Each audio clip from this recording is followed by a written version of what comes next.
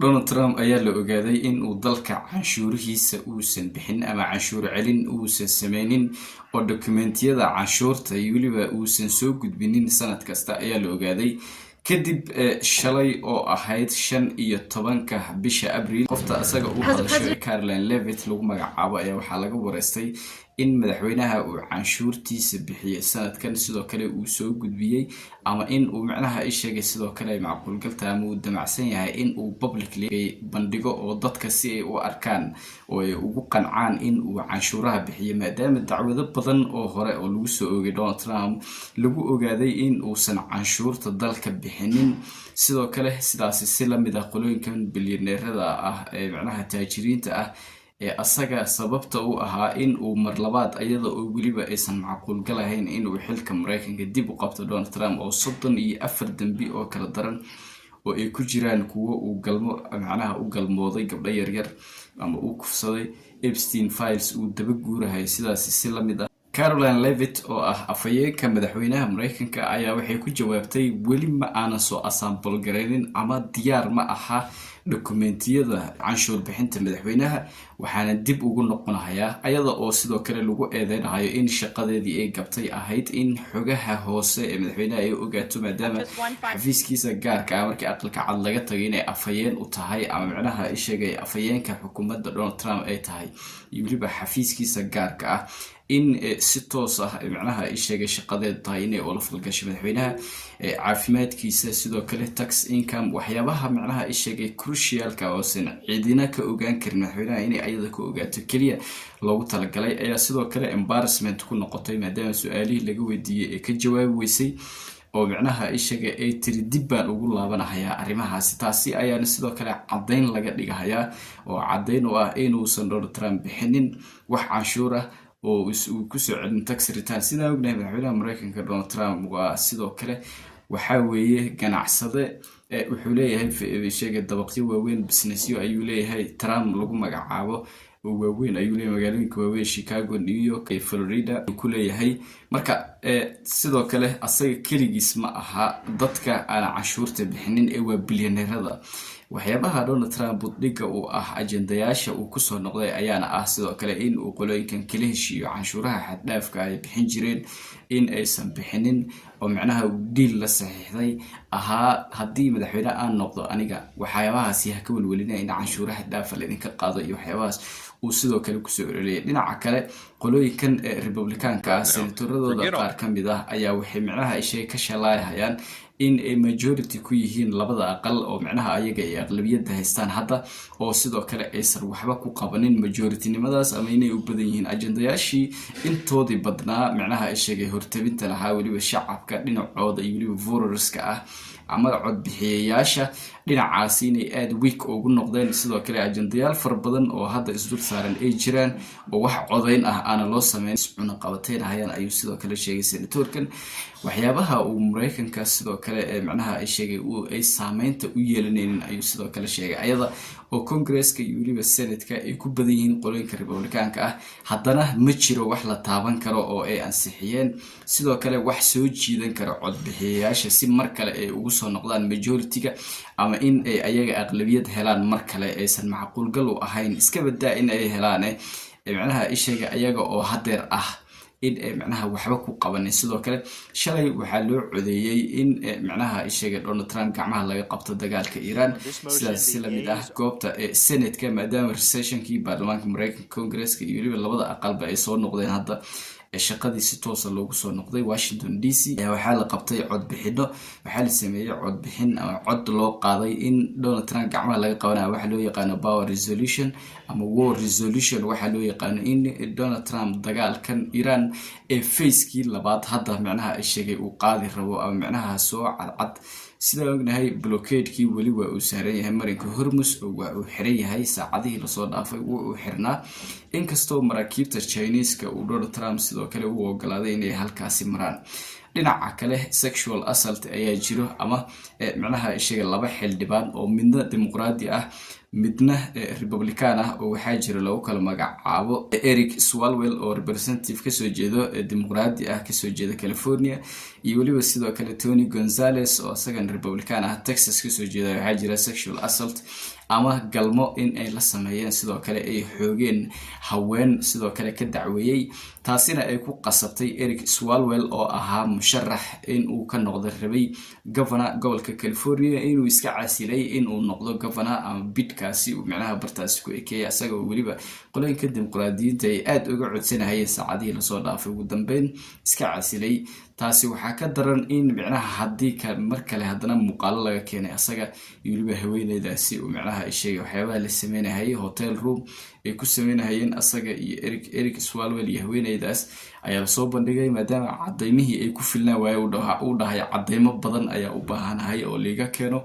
si markaasi aan xilkan dawladda aan u ahay iska casilo aan iskaga casilo sidoo kale sidaas si la mid ah ninka lagu magacaabo asagana Gonzalez oo asagana republican ah inkastoo qolooyinkan republicanka aysan aad u buunbuunin Gonzalez oo kaliya uu is casilay oo sidoo kale xilka uu iska casilay sidaas si la mid ah waxaa yimid su'aalo ku saabsan Donald Trump maadaama asaga laftirkiisa lagu haystay asalt uu geystay ilaa iyo 34 dambe inta uusan madaxweynaha noqon loo haystay oo galmada ku jireen macnaha sheegay gabdho yaryar inuu sidoo kale u galmooday sidoo kale Epstein files in uu ku jiro Donald Trump la qariyay ayaa sidoo kale waxaa difaacay afhayeenkiisa aqalka cad Caroline Leavitt ayaa difaacday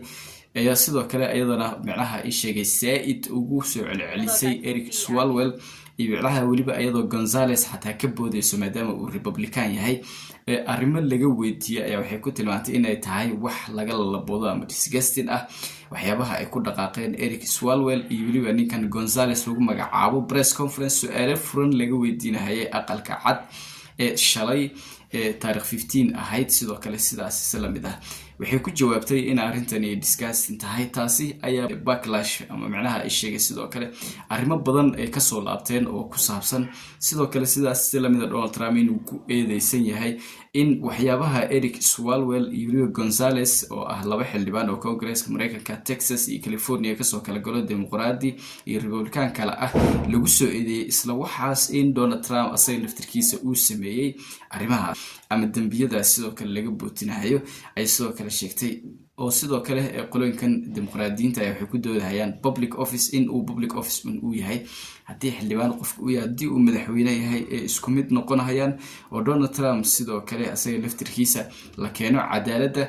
xilkana laga qaado ay codsanayaan laakiin taasi way iman doontaa oo khasab ay ku iman doontaa isbuucyada soo socda maadaama qolooyinkan ay Congress-ka aqlabiyadiisa ayaga loo saadaalinayo dimuqraadiyiinta ah oo arintani sidaas looga heli doonin oo dambigan sidoo kale Donald Trump loo haysto iyo waliba dambiye kale oo fara badan oo hadda uu sii galayo oo war crimes lagu magacaabo Iran ku saabsan sidaas la mid ah gudoomiyaha baarlamaanka ama speaker-ka ninka lagu magacaabo asagana Mike Johnson ayaa arrimahaasi aad carabka ugu adkeeyay maadaama baarlamaanka dib loo furay dib la iskugu soo noqday su'aalo laga weydiiyay ninka lagu magacaabo Swalwell iyo waliba sidoo kale Gonzalez oo republican iyo dimuqraadi wuxuuna ku tilmaamayaa in arintani si bipartisan loola dagaalamo ama labada xisbi ay si toos ah ula dagaalamaan dimuqraadiyiinta iyo republicanka ayaga oo aan u kala soocmin arintan maadaama ay tahay ku saabsan tahay galmo haweeney ayagoo yaryar loo galmooday waliba ay arintaasi sameynayaan sidoo kale wuxuu ku tilmaamayaa predators qolooyinkan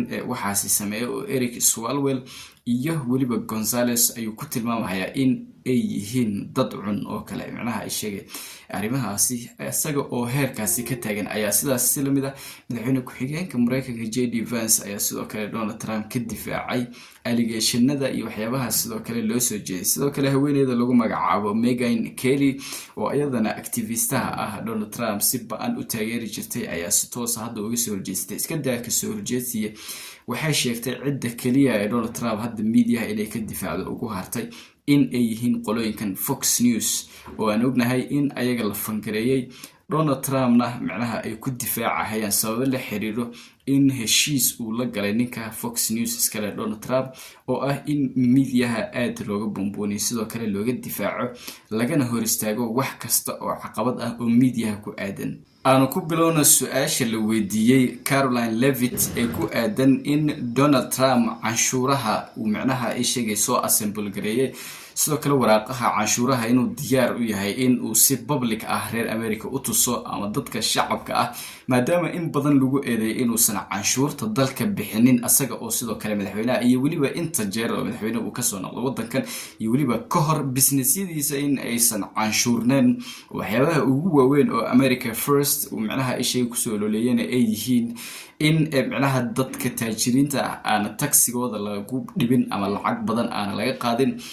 working class macnaha ishaga lagu cadaadiyo sidaas islamid ah ama dadka macnaha ishaga income low income ka ah aad lagu cadaadiyo ku milyaneerada aan laga wareejiyo oo macnaha ishaga wax canshuura aan lagu cadaadinin ayuu ahaa sidoo kale ajendayaashii Donald Trump lagu soo doortay qolooyinkan ay ku invest gareeyeen ama macnaha ishaga ee asaga maalgelin ku sameeyeen si uu madaxweyne barlabaad ugu soo noqdo si uu howlahani uga shaqeeyo oo canshuuraha zaidka ah si macnaha milyaneernimada ama lacagtooda aysan isku dhimin waxyaabo fara badan ee ayaga faa'iido ah ay uga dhax arkeen milyaneerada oo ilaa iyo hadda aan la arkin Donald Trump la soo doortay markiisii labaad qof bilyaneer ah oo cabanayo ama ka sheeganayo canshuuro iyo waxyaabo noocaas taas daraadeed dadka low income ka ah lagu macnaha cadaadiyo in ayaga ay canshuuraha bixiyaan sidoo kale soo gudbiyaan hadii ay soo gudbin waayna cagta loo saaro oo la xisaabtamo su'aasha Caroline Levitt markii la weydiiyay sidan ay ku jawaabtay Has the president filed his taxes and is he going to release them publicly? It's actually a very good question. I have not inquired with the president directly about his own taxes, but I'm happy to do so and we'll get you an answer on that. That's it. xaladiinaha macnaha madaxweynaha ma uu soo gudbinina maxaa dhacay canshuurihii asaga oo ayadoo maanta la joogo in xilligii canshuuraha iyo waliba dokumentiyada canshuurta ku saabsanaa la gudbiyo la rabo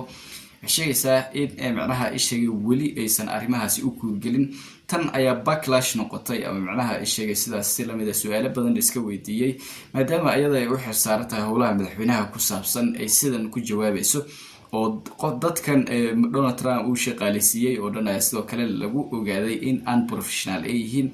oo macnaha shaqadoodii aysan public u heenin Donald Trump u hayaan sidoo kale senatorada Mareykanka ayaa waxay sheegayaan qaar waliba GOP qolooyinkan MAGA kamid ah waxay sheegayaan in aysan wax macnaha haba yaraatee faa'iido ah ka dheefin in labada aqal ay ku badnaadaan ama majority ay ahaadaan aqlabiyada ayaga ahaadaan taas daraadeed sidaas si lamid ah looga faa'iideystay oo waliba cod bixin kasta oo la qaado looga guuleysanayo ay sidoo kale ku tilmaameen in ay tahay unfortunate macnaha waxba ka faa'iidin 4 sano oo labada sano oo sii hartayna ay arinta ka sii daraan doonto maadaama midtermkii hadda uu soo dhow yahay oo macnaha ishaga lagu kala bixi doono qolooyinka dimuqraadiyiinta ee aqalka Congress-ka iyo waliba Senate-ka ayaga majority noqon doonaan oo la iska sii ogyahay marka macnaha way ku caraatamayaan in arintani macnaha failure ku noqdeen oo ay ka faa'iideysan waayeen fursadoodii ahayd in ay labada aqalba ayaga Congress-ka iyo waliba Senate-ka ay u badnaayeen iyo waliba fursadihii soo maray ayaa qaar kamid ah GOP senators ay macnaha sheegayaan inaysan sidii la rabay aysan uga faa'iideysan right now. Forget all of everything in the background. Let's look at a guy that got 80 million votes. That wasn't Democrat or Republican. They were just Americans. They didn't vote Republican or Democrat. Everything that goes on up here, Benny, is about, oh, we got to get reelected. We got to keep the majority. Well, hell, we ain't done anything in the majority. Should we keep majority? We've gotten one bill passed, and that was President Trump pushing, and it took us 18 hours to get Republicans to vote for it. 18 hours straight on the Senate floor. And it's embarrassing that we're up here and we're raising money to continue with the same people being up here. It's just nonsense. It's really nonsense. And again, sidoo kale JD Vance oo ah madaxweyne ku-xigeenka oo Donald Trump ka difaacayo Epstein files